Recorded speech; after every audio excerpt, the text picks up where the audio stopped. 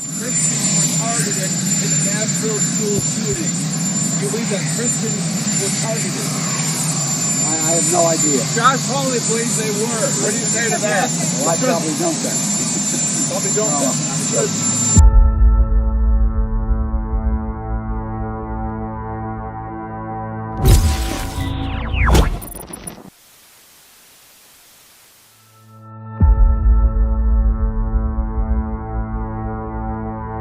I'm not going to get into the whole Trump thing once again. I'm asking you to look and consider the phenomenon of what's happening to Mr. Trump right now in light of this worldwide persecution of Christians. Last week we talked about Christian persecution worldwide being up some 83%.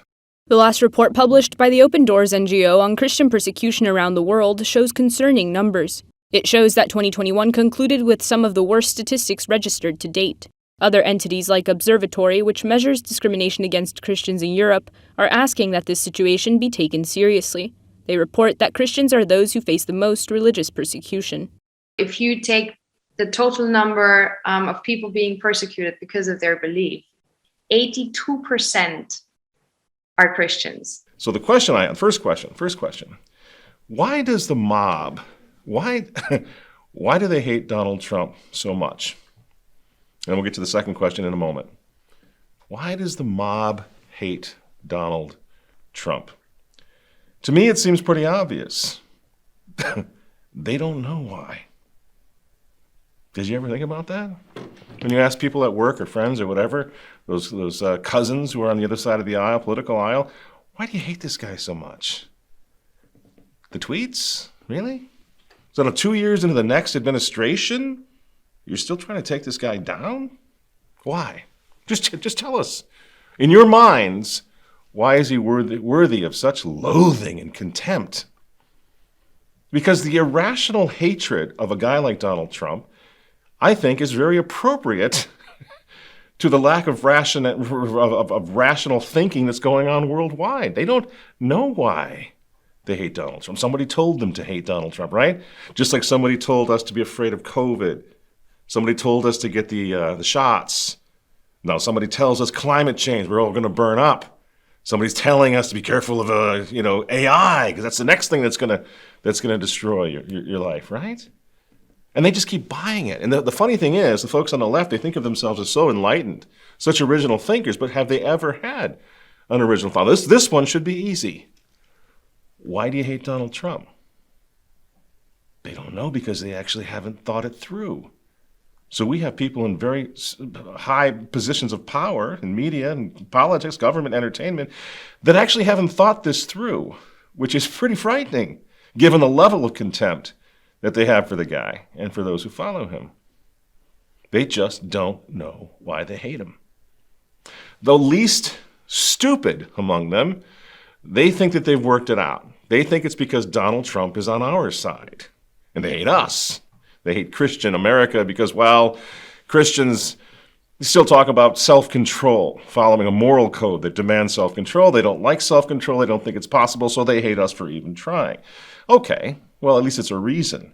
It's a reason why they hate. They hate us for that. But there's a problem. And I've tried to share this with folks on the other side of the aisle. Do you actually know whose side Donald Trump is? Whose side of that moral question Donald Trump? Is he on our side? Is he? Divorced, remarried a couple times. Is Donald Trump a Bible-thumping Christian? Is he a fire-breathing pro-lifer? By his own admission, he got into the pro-life game late, once he'd started running for president, right? I wouldn't call him a passionate pro-lifer. We praised him, we stood with him because he stood with the pro-life movement, but in his heart of hearts, is Donald Trump defined by pro-lifism? Is he a daily communicant then? We're down here in the underground, we're a Catholic show. Is Donald Trump a daily communicant? That's why we're supporting him, because he's a deathbed convert daily communicant guy. No, so that's not it. Does he believe in the real presence of Christ in the Eucharist? That's pretty important to our side, right? Not in the least. Donald Trump doesn't believe in that at all. He's not Catholic. Is he a fierce opponent of gay marriage? Seems like he's going a little soft on that to me. So again, why does the Christophobic mob hate him? It doesn't make sense. Now, I think I can answer the question. I don't know that it's occurred to the folks who are trying to crucify Donald right now. I think it's the 3 Ps, and in this order. It's because Donald Trump stood with pro-life, right? Because he stood with patriots, and because he's a political outsider. You see, the mob hates Donald Trump because he sort of stumbled and bumbled his way up against the forces, the most powerful forces on earth, the forces of Antichrist. You know who I mean. The Freemasons, the globalists, the elites, whatever you want to call these builders of the new Tower of Babel called the New World Order. You see, that's why George Soros-backed Manhattan District Attorney Alvin Bragg just indicted Donald Trump. Bragg himself is obviously and totally clueless. He doesn't know anything about this. He doesn't know why he hates Donald Trump. He just does. He's a stupid little pawn, and he's doing what he was told to do. And it's all part of the plan to persecute Christianity, to persecute Christians, to take down anyone who politically stands with Christianity, even if it's just lip service, is what we were saying 4 years ago, right? If it's lip service, bring it on. The world needs pro-Christian, pro-Christ lip service from politicians to be reminded of how we get out of here. So these 3 Ps, patriotism, pro-lifism, and a political outsider, this is why the mob actually hates Donald Trump, though they don't know that. The globalist agitators know that, and they need them to hate him for those reasons, those three Ps. Because they're really actually not after Donald Trump, are they? They're after Christ again, and anyone who follows him. Donald Trump himself got pretty close when he said, they're not after me, they're after you, and I got in the way. That's true. So this being Holy Week is a good time to sort of review. This is the nature of the tolerant left, the mob. This is how filled with hate they are, how intolerant they are of all things Christ. They're after us because we follow Christ. They're screaming for Barabbas again, right? Doesn't it just remind you of all of that this week? Holy Week, we're going into this. Look at the world screaming for Barabbas to be released again. The hardened criminal, the murderer, the insurrectionist who was condemned to death. He was so bad, such a social and societal outcast.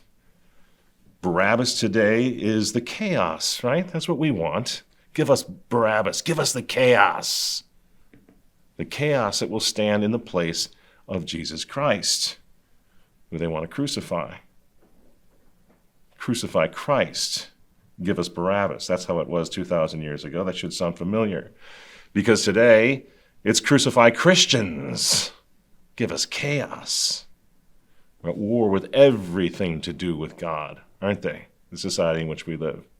So even Donald Trump, to them, seems Christian. After all, he said Merry Christmas. He said he was going to bring Christ back. He mentioned the name Christ a couple times. And they're out of their head.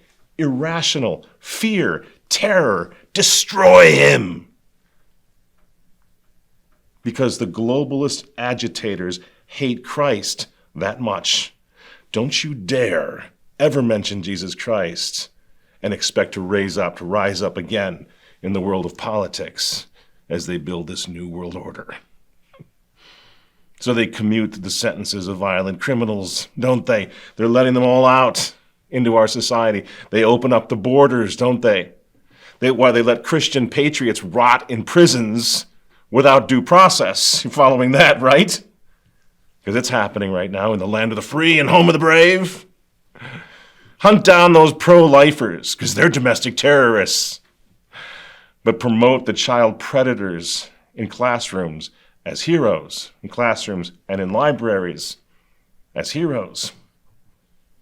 Infiltrate the traditional Catholic churches, right? FBI, the brave FBI guys. take children away from those dangerous homeschool parents because they're Christians. They're haters.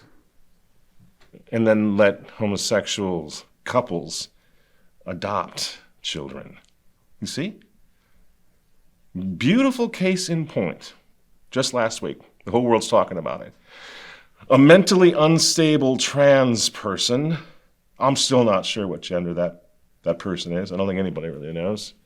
No one knows. That's just the way it goes now. Nobody knows what bathrooms to use because we're so enlightened. But a mentally unstable trans murderer walks into a Christian school, you all know this, and shoots up the Christian school in Tennessee, killing 6, including these beautiful little children just getting started in the world. Goes in there and takes the Christophobic rage out on little children. But that's not the worst of it. Those children were not even in the ground yet. They were not even buried yet. When Joe Biden's press secretary comes out on, I was going to say national, but no, international TV. Now, she doesn't side with the Christian kids who were murdered. She sides with the murderer. And so it is shameful, it is disturbing, and our hearts go out to the trans community as they are under attack right now. So you see what happened there. Open season on Christians at the highest levels of government, governmental power. You believe that Christians were targeted? I have no idea. Josh Hawley believes they were. What do you say to that? Well, I probably don't then. Probably don't. Because And in the same week now, Donald Trump gets indicted. What's his crime? We're not sure yet. Now, of course, we supported Donald Trump because he stood with pro-life, pro-God, patriotic America. Remember, we explained that over and over again. He stood with us. He didn't lead us. He stood with us. And that was enough to buy time. Again, that's why we stood with Donald Trump, because he stood with the unborn, because he bought time for us to pray for the church, especially, to wake up. And to varying degrees, the church has been waking up. We've been showing you a different bishop every week who's coming out now and speaking out in the right direction. So in a way, it has worked. We are better off than we would have been. And we are finding people are beginning to, in the church, become more and more aware of what's really going on here. How the Church of Vatican II, the Church of Accompaniment, the Church of Pope Francis is directly, foundationally, fundamentally related and connected and allied with the World Economic Forum of Klaus Schwab, for example. Archbishop Camara, Council Father, one of the authors of Gaudium et Spes. Hey, Michael Matt here. Click here to subscribe so you'll know when we post new content. And don't forget to like this video just to mess with YouTube's algorithms.